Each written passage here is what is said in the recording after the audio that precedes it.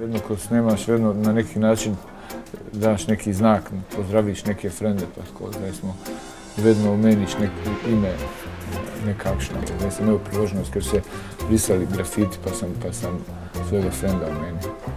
Zdaj bom v bistvu naredil po želji Djurota en grafit, ker si je pač izredno zaželel, da še to piše na stik.